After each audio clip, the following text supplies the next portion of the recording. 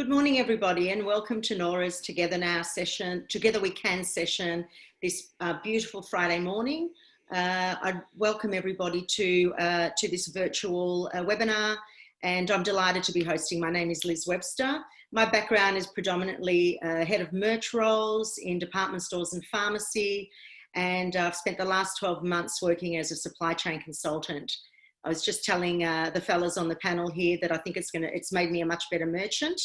And I've just realised how important supply chain is in the business, and everyone in merch should probably go out and have a little bit of a stint in a shed, working to see how the machinations of that work.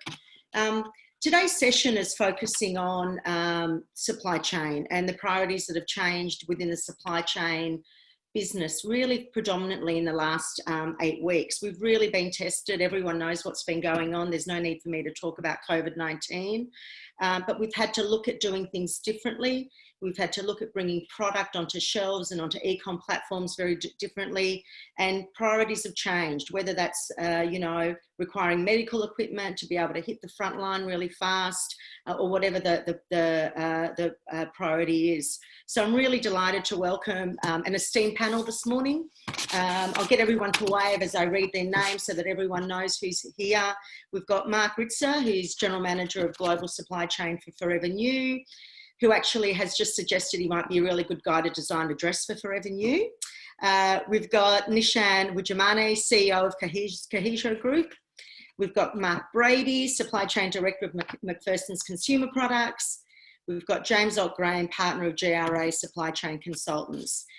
These seminars are pretty informal, and there's some key questions that I'll ask the guys, and then I'm really happy to be able to take some Q&A at the end of it. So might just kick off with the first question, and I think I'll get all the guys to answer this because it is a question that affects everybody. So I guess the supply chain has been tested for leaders in the last couple of months, and we've seen significant rapid impact to our supply chains. Can each of you just share with us your journeys over the last 8 weeks and provide some insights, what a day in the life has meant in managing your supply chain through your businesses? And I think I'll kick off with James. Thank you. Yes, and thanks everyone for joining. I've had a really interesting 8 weeks. I got a call on the 28th, which was a Friday at 6:30 in the morning from the Illawarra Health District, who were really challenged by getting protective equipment to the hospitals in order to help them deliver their frontline services and ensure that their staff, the clinicians and everyone was safe. And so I've spent the last 8 weeks working with the district. So we have 8 hospitals down there that we've been supporting, really transforming those supply chains from a business as usual context, which is an efficient supply chain really, to one that's able to scale to deliver the protective equipment that was required through a number of scenarios. Thankfully for everyone, the scenario that we've actually ended up in has been one which was the best case really, where we've had few cases presenting, but the supply chain needed to be geared to obviously cater towards a much poorer outcome. It's been incredible working with the doctors and nurses, as we've gone through this crisis and the work that they do. Again, I'd just say to everyone who's on the call, we should be very thankful to, and also for the time that we've been able to buy. Those supply chains really, as I mentioned earlier, were configured for business as usual. They weren't configured for the sorts of volume of activity that was required. And so we've really been working very hard with them every day. It's been a 24/7 operation to deliver that equipment through. A lot of learnings, certainly, that have come out of it, which I'm sort of happy to talk to, as well as the fact that in those environments, there's, challenges which a lot of our businesses have around end-to-end visibility, understanding when suppliers are going to deliver, time-phased replenishment planning, bottlenecks, all of those sorts of things played out through this period. And so really it was, a lot of the work was sort of trying to put fingers in holes around some of those issues in the supply chain. And now we're going from that phase to transitioning it back to more of a business as usual, but under a number of different scenarios again, just in case we do have an increase in caseloads. So it's been an incredible time working in there. A lot of my colleagues have continued working with our more traditional clients in retail distribution, etc. But yeah, that's been my 8 weeks, Liz. So it's been really interesting.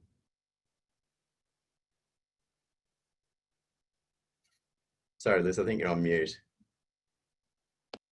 Sorry, guys. I was so interested in your conversation there, James.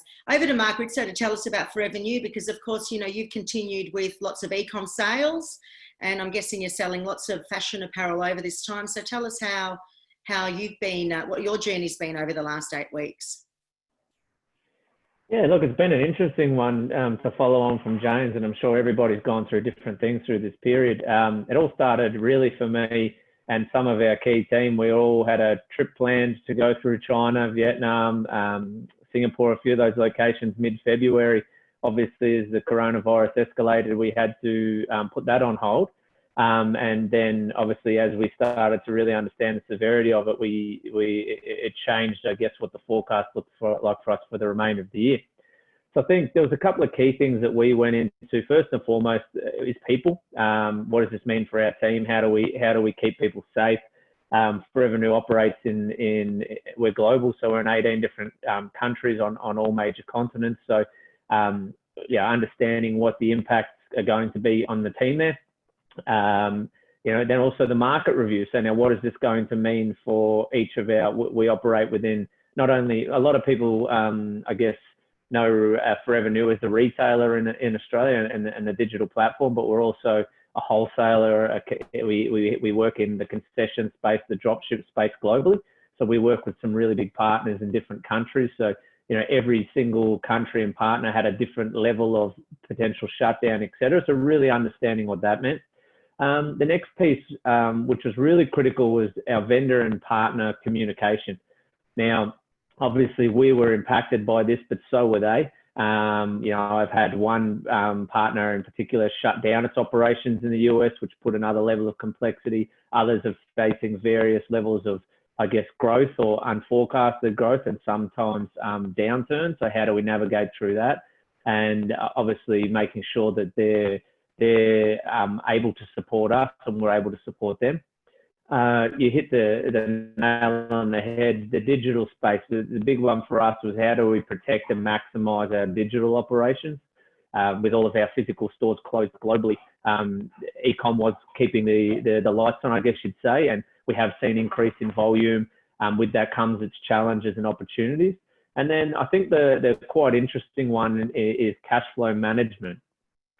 So now cash is king. We always have to monitor our costs, but with, you know, doors closed at the start without an understanding of when they were going to reopen, you know, you've got the complexity of money tied up in goods that you've already purchased and are sitting in our stores. There's goods that are in transit or ready to be transited. There's existing orders that are now either going to be cancelled or need to be updated, outstanding invoices, future orders, and on top of that, wages. So there's been a huge piece of work around understanding what that's going to look like for the remainder of this calendar year and then into the financial year. Great, thanks. And I guess the challenge for you, Mark, in a fashion business is you're always working so many, you know, at least one season ahead. So it's you know, it's not an immediate purchase that the customer's making for next summer, for example, that you're still trying to, you know, organise your supply chain for. Yeah, and it's interesting. We actually do 10 releases a year. So, you know, what you're looking at is with store closures, we've probably got 2 or 3 releases that are either already manufactured in various stages, and we needed to quickly be able to reach out to our partners to make whatever changes we're required to help support them enough. Yeah, great. Nishan, would you like to share your experiences the last couple of months? Yeah, absolutely.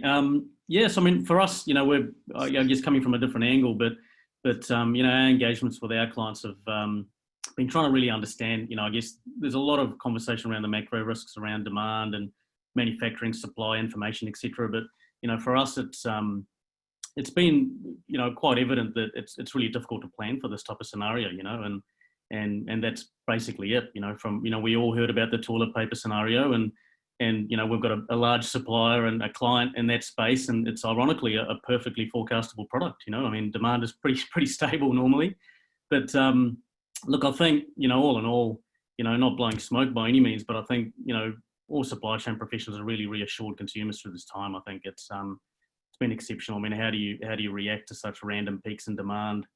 Pipelines being emptied and so forth, and having to scramble to redirect inventories and so forth. I think it's been pretty tough time for all. But from our end, it's we've been very much in support mode. So we've been conducting operational reviews virtually. We're taking it to the next level by using body cams and live streaming and so forth moving forward, just so we can react a lot quicker. So we don't have to, obviously, with restrictions around travel and so forth. Just the sheer amount of interest we've had around flexible automation and these type of things during this time, it meant we're even stretching to the point where we've had virtual go lives, in our space, which is quite unique in that sense. So I guess it's all been the conversations that we're all having around quicker deployment times. How do we make decisions quicker? So we're seeing a lot quicker turnaround in terms of decision making on projects now. Obviously, trying to react a lot faster to cater for this type of demand. So there's a lot of space right now. Leveraging IoT, AI, robotics, etc. So there's a lot of promise in this space, and I think for instance, we've run a click and collect solution with my Chemist Warehouse across their chains, and one of the things we've seen with them is just their ability to rapidly, I guess, pivot, and they've moved to a click and send model, which is pretty amazing, just in a matter of a couple of weeks, because to be able to adhere to social distancing guidelines, but also still cater to that demand that they're seeing from their clients. So all in all, I think it's been really positive. As much as it's been a really tough time at a global level, I think there's a lot of positiveness around, and the pivot, I think for all has to be pretty rapid and pretty strong, I think. Yeah, great. I've been told I've taken my background off because I was scaring the children, so apologies. So I'm back to just being normal, guys. Okay, over to you, Mark Brady. Tell us about your experiences the last couple of months at McPherson's. Yeah, not a problem at all. So McPherson's, in context, is a health, wellness and beauty business delivering consumer products to grocery, pharmacy, Coles, Woolworths, Chemist Warehouse, Metcash and the like. We're split around about 60-40, 60% ex-China, 40% more locally. The last 8 weeks, like most people, have been very full. From a staff perspective, we were very fortunate we didn't have any positive cases. So no doubt, like many businesses, we put in actions place around safety of staff. We tracked that, we measured that.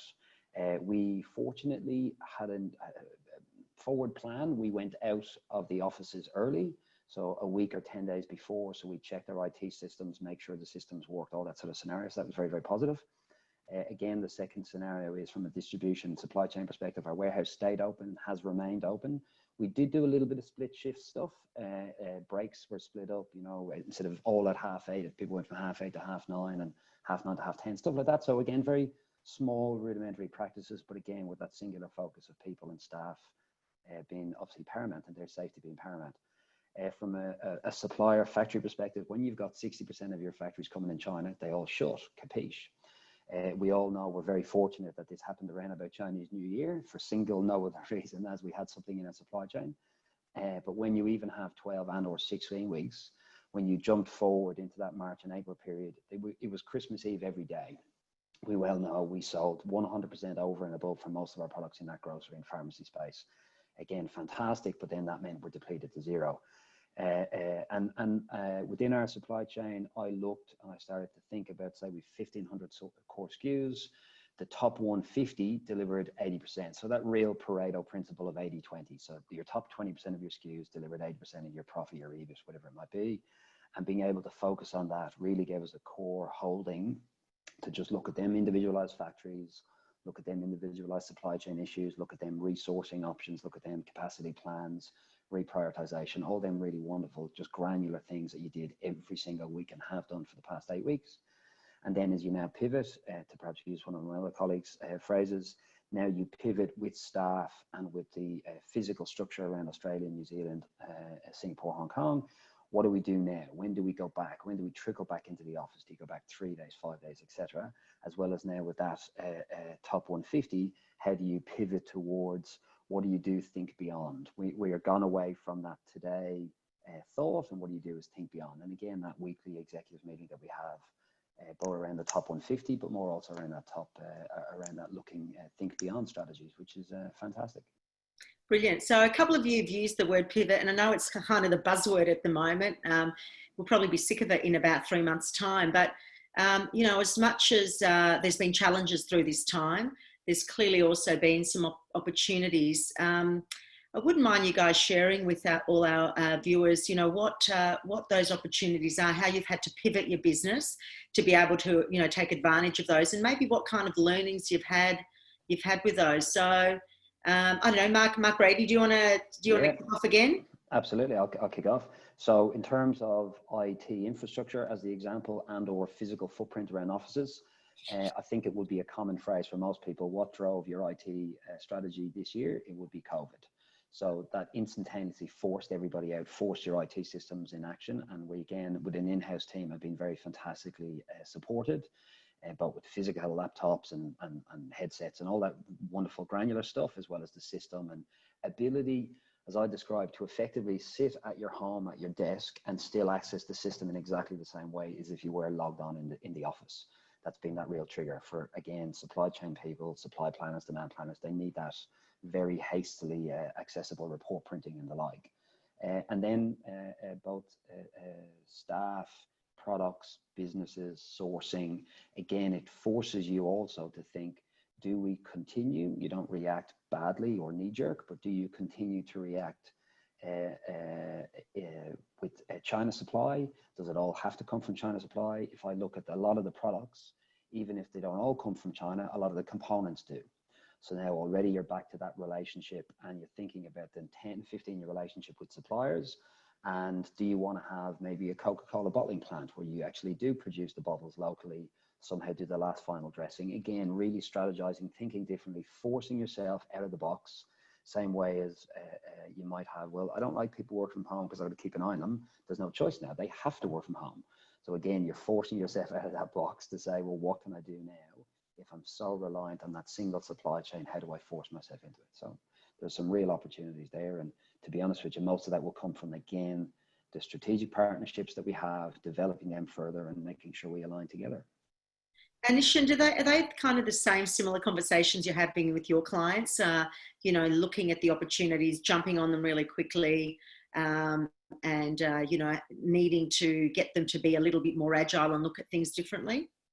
Yeah, absolutely, Liz. I mean, you know, I guess I read somewhere a few weeks ago and it's saying chance favours the prepared, I think it was. And, you know, again, how do you prepare for something like this? But I think, yeah, absolutely. You know, we're seeing a lot more uptake in conversation around, you know, big data analytics, tech, IoT, all this type of thing. We're seeing a lot of, I guess, a lot more engagement around investing in the future, more so than, you know, I guess, not preparing for a, you know, COVID-20 by any means, but still, you know, planning for, you know, this type of, I guess, rapid requirement around demand. So I think, you know, to build stronger tech strategies, I think, and be able to flex, that's a lot of the, you know, a lot of the interest that we're seeing.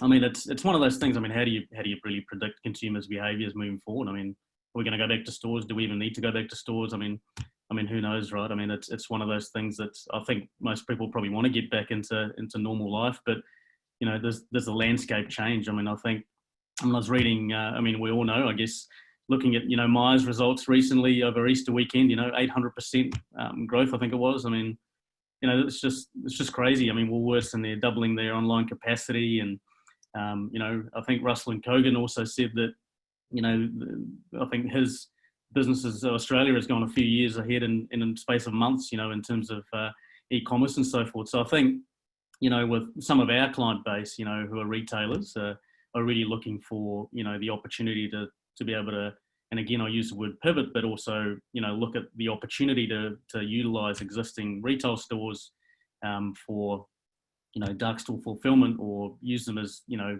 to get the best out of that network, I guess. And from our space, you know, we're seeing that interest around that low cost autonomous mobile robot space. That's kind of where we're seeing a lot of uptake at the moment. to be able to flex for demand cycles.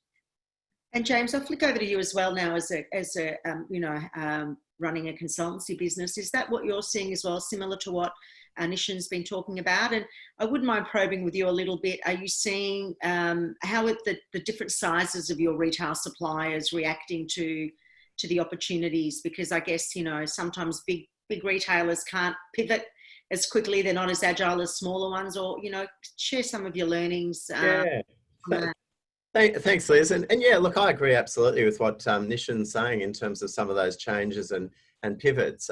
It has been really interesting, though, to see how innovative some businesses have been able to be through this period. And again, if I reflect just on the health experience, the ability to use things like 3D printing to print the face shields, given that we couldn't import them, we couldn't get the volume. I mean, we've been talking about 3D printing for years, and it's really delivering in spades because of that flexibility, and it's close to demand. So, interesting step changes there.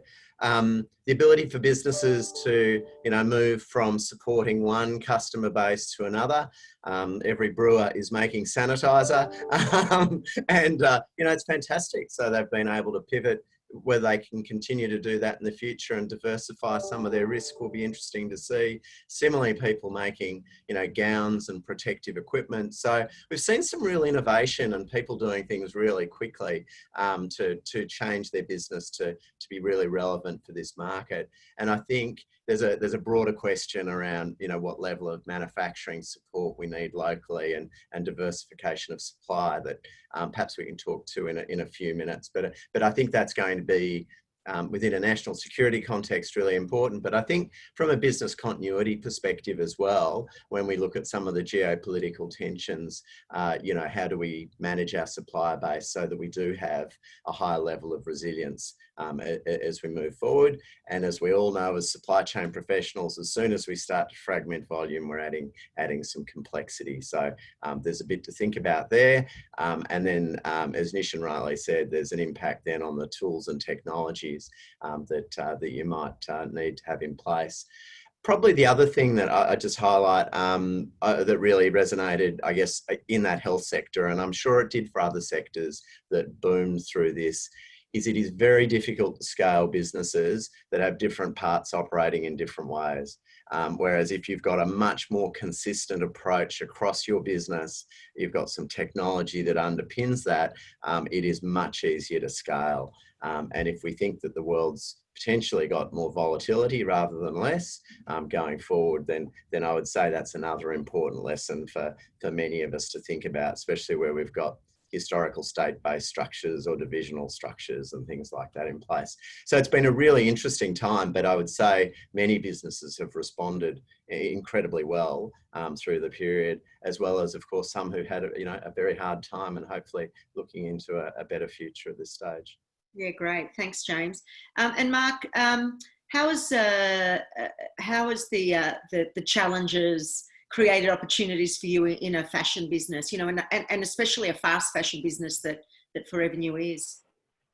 Yeah, look, there's a couple of things, and I definitely agree with everything that our colleagues have said here. I think the two things that resonate for me. So one is, we talk about the ability to pivot. I'm really big on agility. It's one of the things I'll talk about a little bit later as well. And I think, the businesses that have been able to move away from a victim mentality the quickest have been the ones that have been able to come out of this the strongest. So I love this example that, hey, I make beer, but now I'm, the ones that quickly realize that maybe not or alcohol, whatever that may be, and moving to producing some of these other products quickly, have obviously not only been able to potentially create new revenue streams, but protect their business in the future.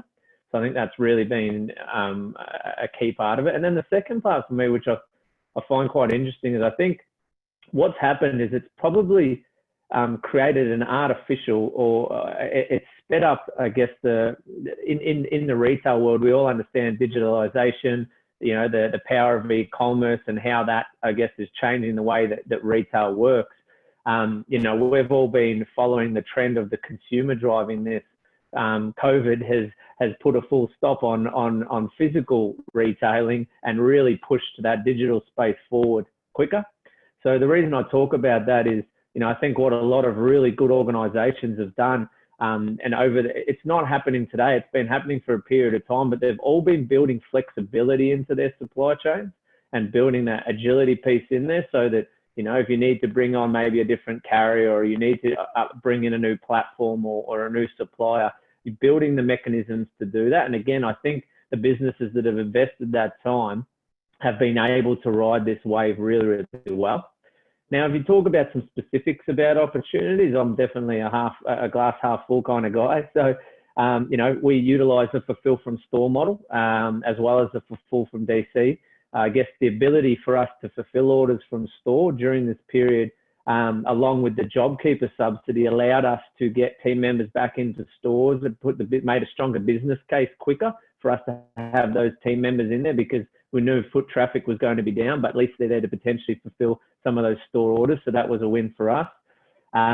We did see, with store closures, there was a big gap in our returns process. So a lot of our orders are returned by consumers in store now. With our current return model being with Australia Post, you would need to, print a label, take it down to post office. So we partnered up with Couriers Please and launched a returns process that allowed them to come and collect from our consumers' homes, as well as opened up over 1,000, drop-off locations, so consumers could go to places that they already need to be at to drop those returns off. So therefore removing, a barrier to purchase for our customers. One that I'm secretly quite happy about is you talk a lot of fashion retailers and different organisations. The dollars they spend on air freight vary, but every dollar spent on air freight is a frustrating dollar. Air freight rates quadrupled overnight when COVID hit, and it was quite funny to see that air freight volume went down to zero. So, right now when you're managing your costs, your business obviously puts a hold on some of those. I won't call them discretionary spends, because we definitely do need to air freight some volume. But the opportunity I see in the future is to review this period and really challenge those decision makers to go, do you actually need to air freight this? It is such a large cost, especially in our business. And I think that is something that we can take the data from this and learn from. And then the final piece, I always come back to people. Mark mentioned as well, our people in our team are key. I think through this period, we've been able to clearly see who is stepping up. Now, obviously, we have to be very cognizant of people's personal environments and what's happening in their world. But in our business, we have reduced team members, we have reduced hours, we have reduced, roles, and we will for the foreseeable future. And it's been really pleasing to see the team members that are really stepping up in that time. They're not, again, taking that full victim mentality, but they're doing what is needed. They're delivering, and they're getting the opportunity to take on projects and tasks that maybe wouldn't be dedicated to them. And it's really pleasing to see some of these guys and gals really take them and deliver some fantastic results. There's no doubt that everyone's had to do things differently, right? So, the most junior members of your team who probably never worked from home are having to learn to work from home, right through to, really senior team members. And I think, the way team members are learning to operate differently. I'm also really interested just to quickly touch on, how you think the consumer, because I don't think the consumers ever, or customers have ever really thought of supply chain before until their toilet paper wasn't there, until their hand wash wasn't there, until those really basic necessities that we kind of needed that we need in life. I'll open it to anyone who wants to answer. What do you think customers are now thinking about supply chain? Because I don't think it's ever anything that they've ever thought about. I mean, I talked about, merch going and working in supply chain. Where do you think the customer perception now is on what supply chain means and looks like for them to be able to just live their lives? Do you think there's been an impact from a customer's perspective? I think one of the interesting things, Liz, is that customers obviously are going to be a broad cross-section, but there's going to be an increased focus on their safety. And so, when we think about the retail experience, how we lay out a store so that we don't have too many people in there, directional flow. At the minute when you walk around the stores, it just doesn't feel particularly great as an experience. So, you know, how do we make some of these things which are really important for the safety of our consumers and customers, and therefore have them wanting to come back to some of the stores and things, but do that in a way which helps with sales and is a really good experience. You know, how do you touch and feel products in this environment is going to be interesting. And again, that's a really important part of the buying experience for many people, and even, you know, food courts and things like that. So I think there's going to be a whole range of things that are going to impact the customer experience. Also, how they've gone through this phase and what's been their experience of online versus their expectation. So again, they'll have some views around supply chain and how it's performed. And then I think there's an interesting piece here too around, you know, what are the other technologies that might play out? You know, we've talked about things like augmented reality and goggles and all that sort of stuff in the past. But if we think that there's some of our customers have got a safety concern and things, well, that may be another way of giving them a semi-in-store type of experience, but from the safety and security of their own homes. So I think there's going to be a whole range of opportunities that this opens up. There's going to be some changes that are required because of that core safety need, and those again that innovate and are able to make that a great experience and differentiate themselves could do really well. And of course the supply chain's role will be to support that, and it's likely to drive further choice, further customization, further complexity, all the things that from a supply chain perspective, you know, we're going to need to manage. So I think it's a really exciting time, and a really important time to innovate. And that safety agenda, I think, is going to be particularly important. Nishan, do you want to add to that at all? Yeah, sorry, just unmuting myself there. Yeah, absolutely. I think, you know, it's been a you know, bit of a transformative period. I think, you know, a lot of people are going to be starting to look at supply chain as you know, it's such a pivotal part of everyday life in any case. But I mean, even my two daughters, you know, are starting to learn a lot more about, you know, the ins and outs of supply chain, from the sense that, look, it doesn't just magically arrive in a store, or it's not magically online and when you click on that button you see that product and it arrives the next day type thing. You know, it's just so I guess now no better time than ever, I think, to attract talent into this space. I think for us, you know, it's you know, it's going to drive a lot more activity, I think. And just while we're sort of talking about then talent, you know, what do you think is going to change in supply chain leadership, fellas, after this kind of period that we've sort of been through? Do you think the sort of qualities that you're going to be looking for in supply chain leaders are different, you know, next month to what they were, you know, 3, 4, 5, 6 months ago? Mark, Brady, do you want to answer that? Yeah, hey, Mark, sorry, Mark, I don't mean to jump in here. Liz, I just want to I guess, make a comment on your last question around, do we think customers' views on supply chain are going to change? I actually don't think they will, end consumer, and I don't think that they should. So ultimately, what I think it is consumers are probably prepared for some disruptions, as you mentioned, in some of those discretionary items. It became really prevalent to them when it became the day-to-day and the necessity, I guess, the necessary items. But ultimately, I think our consumers, for me, the ideal supply chain is one that's never spoken about. Obviously, putting my own hat on and saying, of course, we understand the importance of it. And I think organisationally, it's highlighting it for us now, even potentially for some of our, depending on if your customers are more, you know, your wholesalers or your big retailers, but end consumers, ultimately, they're driving all of this change. Now, this is, understand, not a planned change, but as far as they're concerned, when they hand their dollars over to our businesses, they believe we're obliged to deliver to them, whether that's, you know, during a global shortage or whether that's during, you know, rain, hail or shine. And I think I use my wife as a great example. I love her. She knows I talk about supply chain all the time. But if she goes online, even during this period, and purchased a jumper and it was supposed to be here in 2 days and it wasn't, I guarantee I'd hear about it. And I think that's important. I don't think our consumers are going to continue to be demanding. It's their demand that is forcing a lot of the change and innovation that's coming in our space. And I honestly don't really think that COVID is changing our end consumers' perception that much. Yeah, that's a really good point, because I guess just, as you're talking, I was thinking about all the news pieces, particularly through all the grocery retailer sheds, right? I don't think Australian audiences have ever been as close to a DC as they have been in the last, few months. Particularly, I go back to toilet paper, because that's kind of, what it was, where those pressure points were.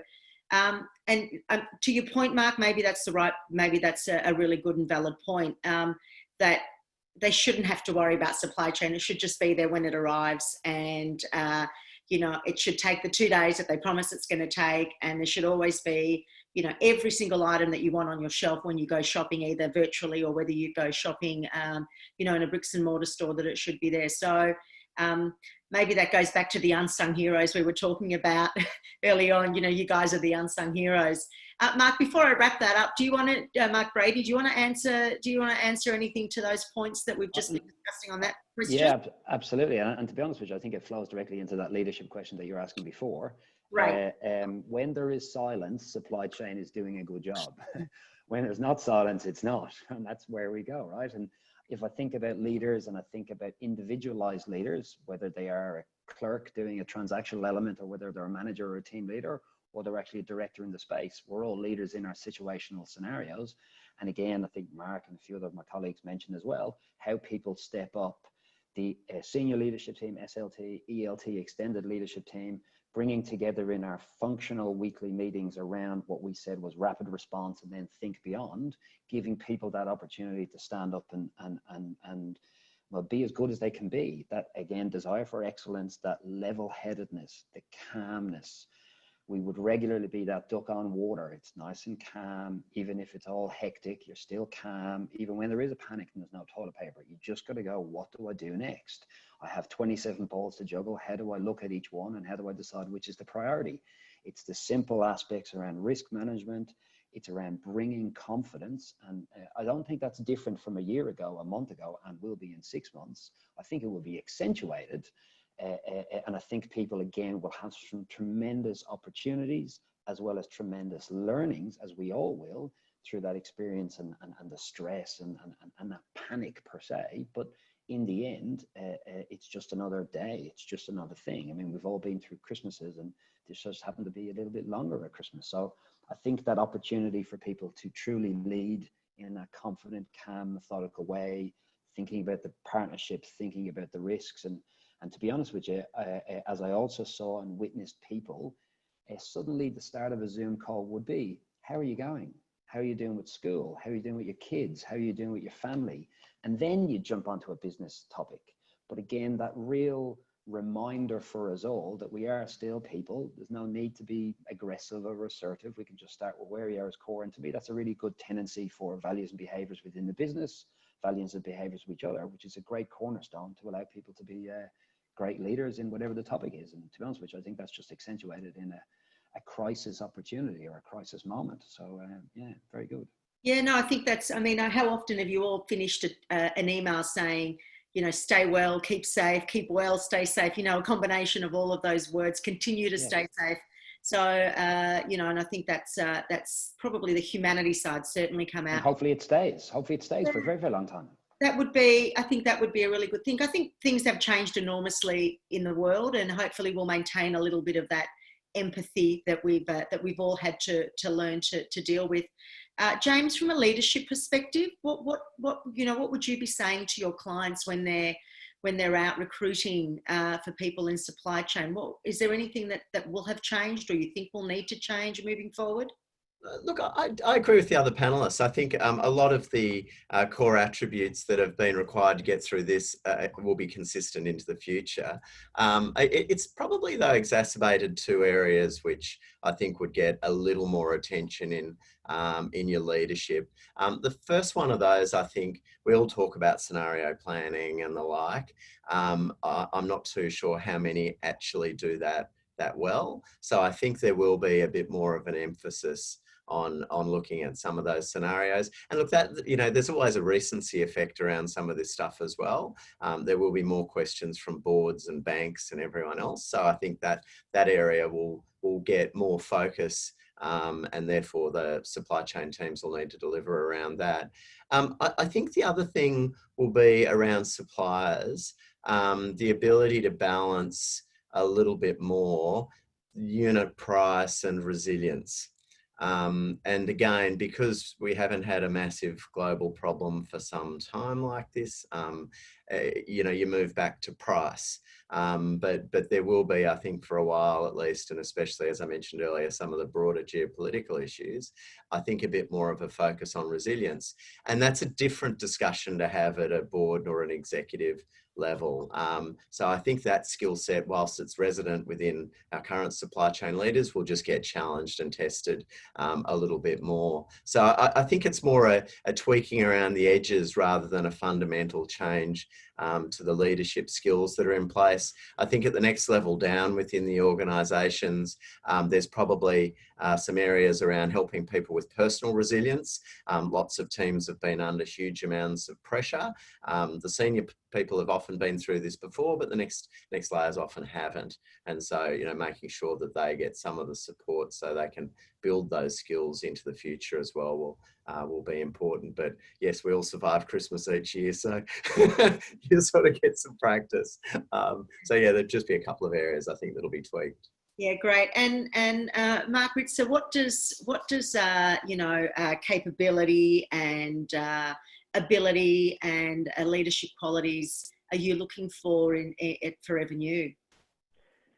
Yeah, look, I love this question. I'm really big on people and definitely leadership. So I think we'll stay away from what I guess leadership as a whole is and be specific around the supply chain piece. I agree with both Mark and James. I personally don't think it's adding any new qualities that we require. What it is just, if anything, validating them. So a lot of the things that we deal with, all this, if we break COVID down and we take obviously the huge, I guess, health issues, et cetera, related to this, at its core, what it is it's a disruption to a supply chain. That's what this is. And it's been a large one. You know, it's a lot bigger than potentially some we've dealt with in the past, but it is a problem that is just accentuated. And therefore, I think the qualities that are required to deal with some of these supply chain issues are obviously needing or being demanded upon more. Now, in saying that, you know, I think when you talk about supply chain qualities, I think it also depends on who you're talking to within the business.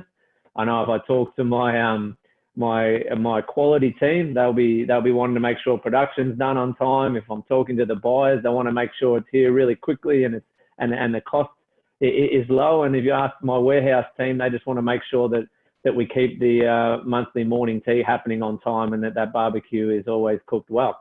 But if we talk about purely leadership, I think there's 5 that I've written down that I really think are key.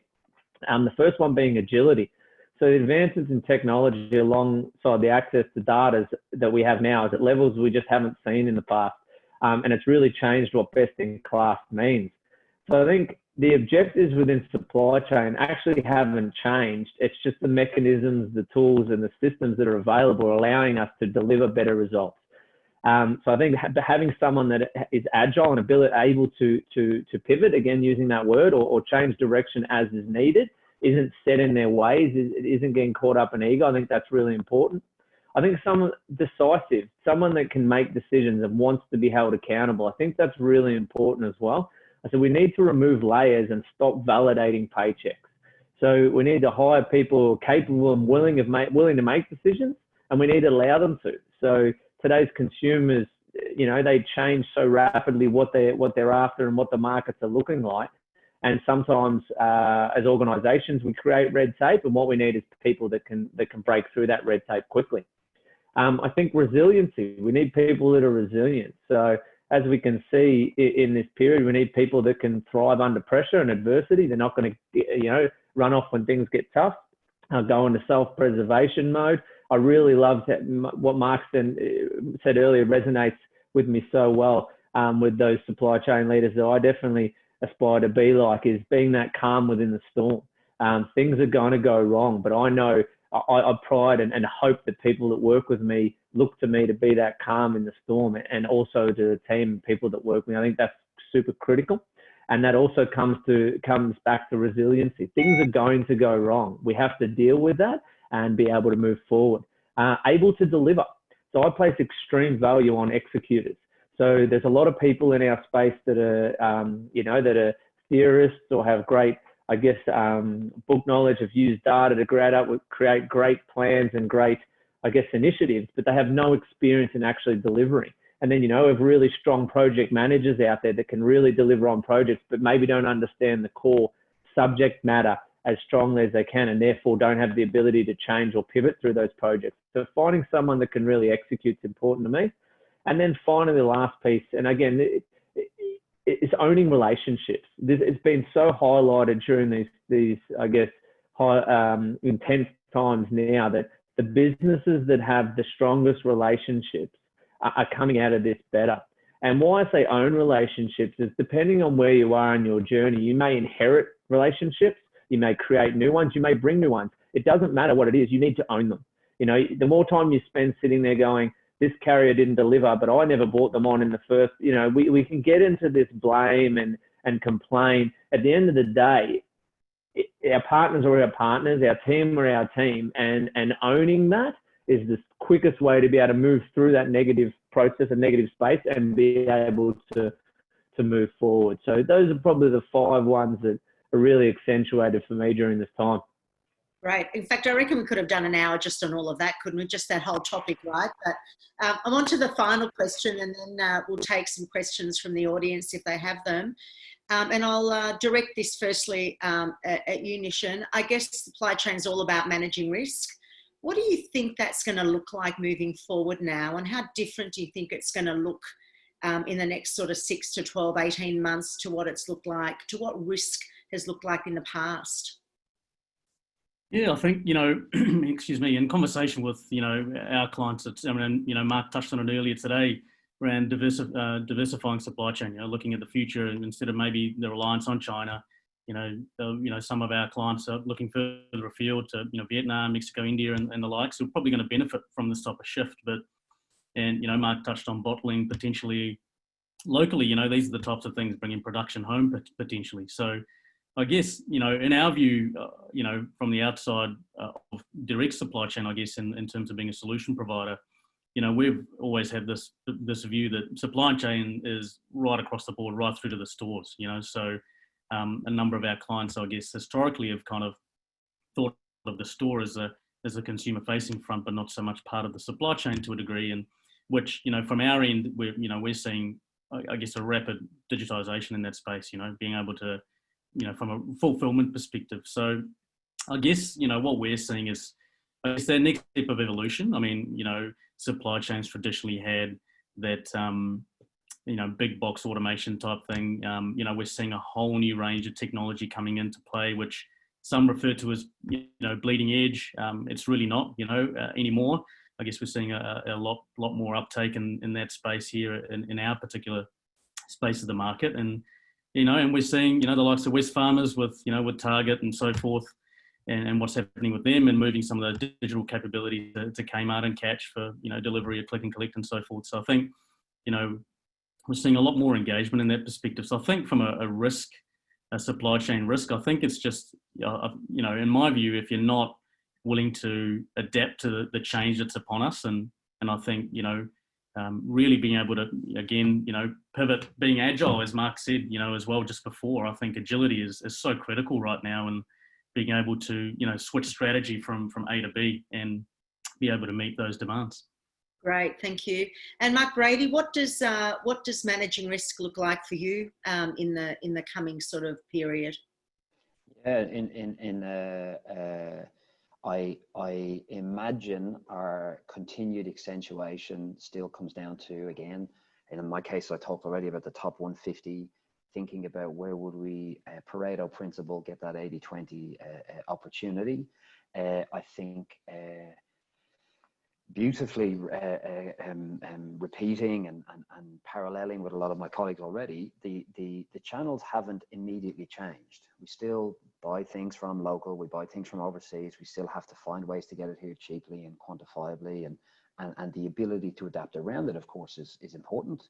The risk orientation around China and or that global impact has been big, but you can't just knee-jerk reaction to suddenly turn it on in Mexico and South America and Africa and India and the like, but we absolutely will. The change in leadership, I won't say approach, but that accentuation of change in leadership has allowed us to go through that very rapid response and think beyond machination in the way we manage it. And that has allowed us to perhaps crunch further focus on what's truly important today, because in that sort of a difficult time you get rid of the mist and you focus on what's truly important to make sure them top 150s are. So again, you singular focus towards what's truly important, your staff, your ability to supply, et cetera, et cetera. And then as them opportunities change with the channel shift, be that click and collect, be that petrol and convenience, be that different to the bricks and mortar and the like, or just simply online as that continues to develop further. Again, the supply chains in that very positively, not in the slightest bit disparagingly, back office function will suit that in there. We will just fall into line and be able to deliver what it is we should.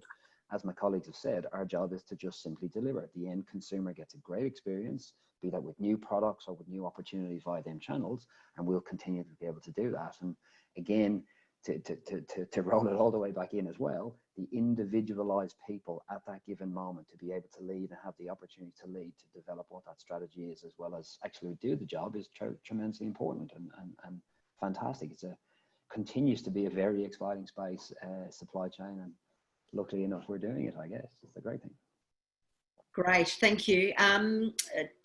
Mark or James, do you want to add anything to the question around risk and what risk is going to look like moving forward?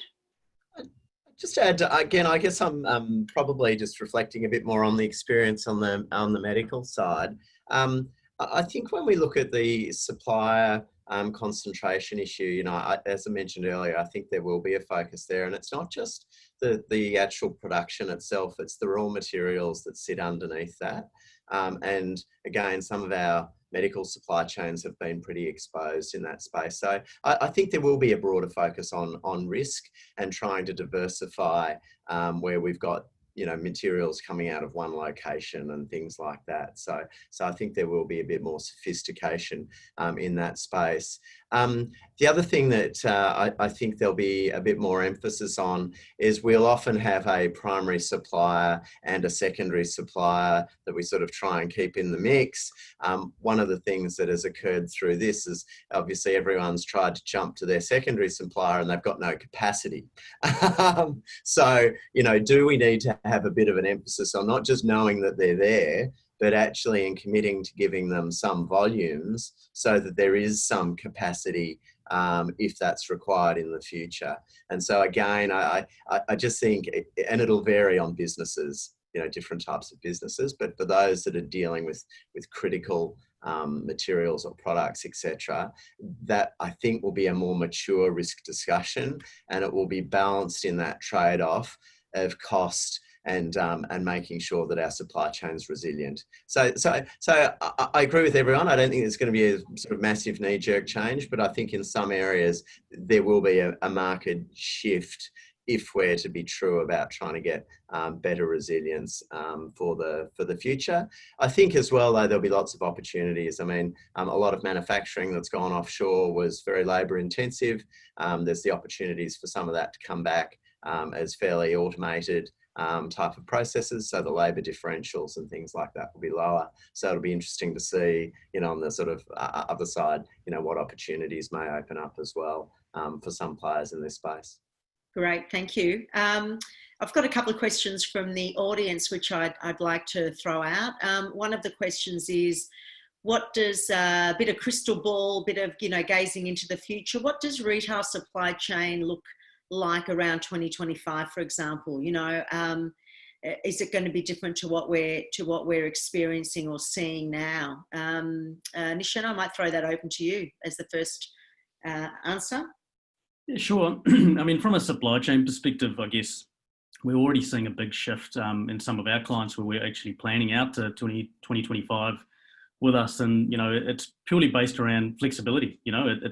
That's what it is. It's been able to, flex as per demand. And, and like I said before, there's large operations that have, in previous times invested, particularly from an automation perspective and fixed automation, which is great to reach throughput and so forth. But we're seeing a lot more requirement for flexible automation and that's, from our perspective, it's around autonomous mobile robots. But what it does allow is the ability to pick it up and move, as your operation moves and flex up as your seasonal demands are there and so forth. So, and it also helps to potentially look at opportunities for in-store fulfillment or whatever it may be. So I think, the theme that we're starting to see in more and more conversations is that, in terms of that 2025 crystal ball strategy is more around flexibility. I think, because seasonal and consumer demands, where that goes, but be able to react a lot quicker. And that's where we're having a lot more conversations, a lot more demand. Great, thank you. Mark, Rizza, what does that look like for you? What does 2025 look like for you in your supply chain business as a fast fashion retailer? Yeah, so look, at the end of the day, we're driven by our consumers, and everything that we're hearing from them now is they want it quicker, they want it more convenient. So they want it when they want it, and they want it where they want it. And that's going to continue to drive, I guess, everything that we do from a consumer point of view. Where I see some things, and it is happening in other parts of the world, and I think Australia, it sort of flows down to us a little bit later in some cases. But some of the things that you're starting to hear a little bit more is, instead of potentially buying items, is leasing or renting items. So there's going to be a whole supply chain around how that works. How do you get the goods back? How do you clean them, steam them, make them available for sale?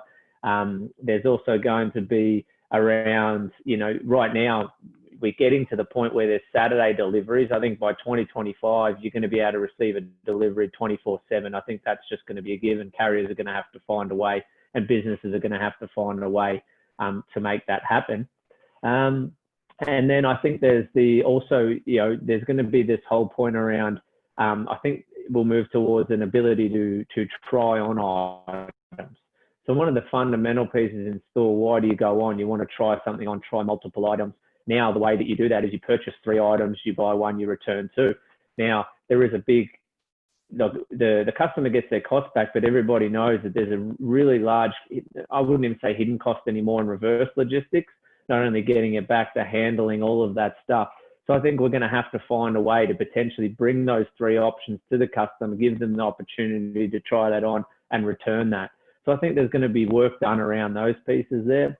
I'm not going to go into things like drone deliveries, etc. I do think they will happen in parts of the world. I don't know if they'll happen in Australia. We're a very regulated country, and there's only going to be certain places that you can do those things. But that, I think it is, you're seeing a lot more businesses now have a lot more delivery options, places they can have their goods delivered to. You don't have to go back too long ago where a delivery was made to your house, and if you weren't home, it was taken back to a depot in an industrial estate that you had to go pick up from. Now we're at the point now where you can go to not only a post office, now soon they'll be doing it to your local Woolworths, your Coles, your 7-Elevens, your local news agents. So I think just really expanding on the options and places that people can have things delivered to.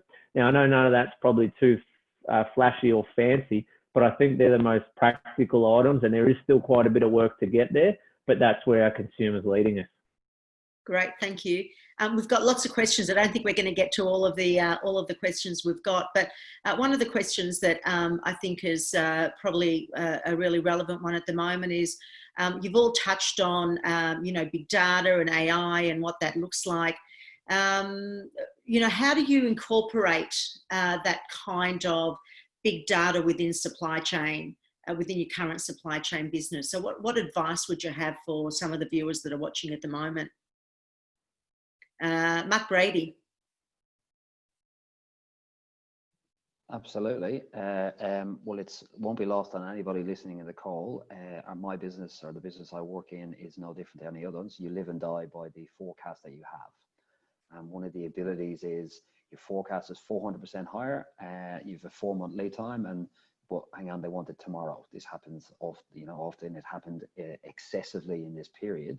So that ability to react, adapt, have agility, flex, be quicker, it's no different to that visibility around 2025.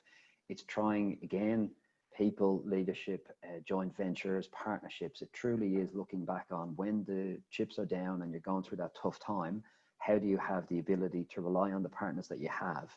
Did they have the ability? Did they have the adaptability? Again, everybody can win together.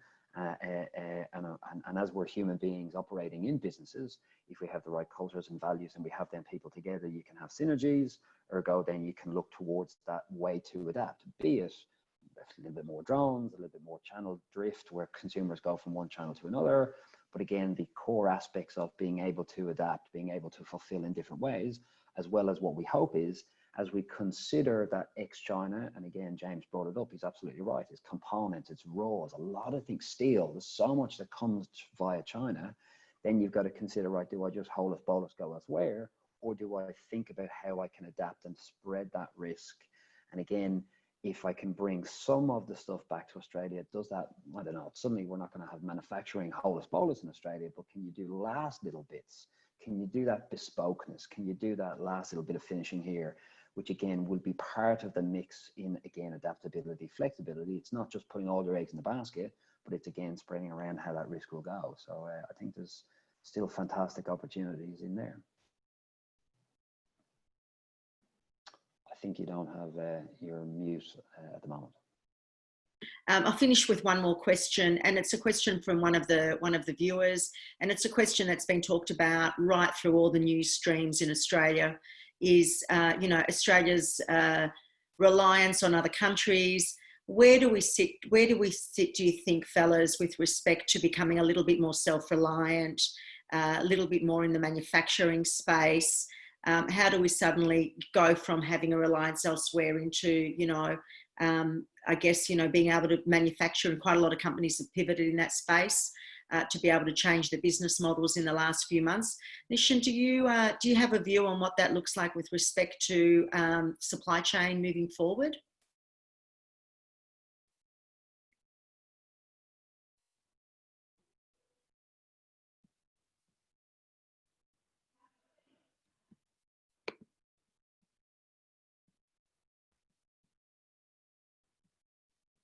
Hello? Are we here? I think Nishan's screen's froze, Liz. Okay, all right. Well, what we might do is we might wrap up then. We're right on the buzzer at 12:02. Thank you to all the viewers for participating. I'm sorry we couldn't get to all of your questions. Thank you, Nishan. Thank you, Mark, and James. It's been a great session. It's clearly a topic that you know, that is close to everyone's heart.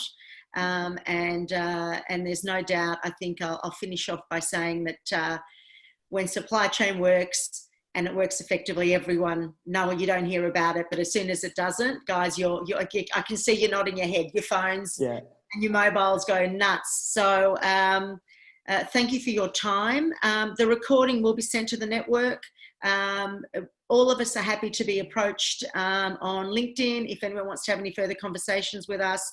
And I'm just reminding everybody that next week's topic will be post-COVID-19, shift in building brand humanity. So thank you to everyone. Happy Friday and have a lovely weekend. Bye. Thanks, guys.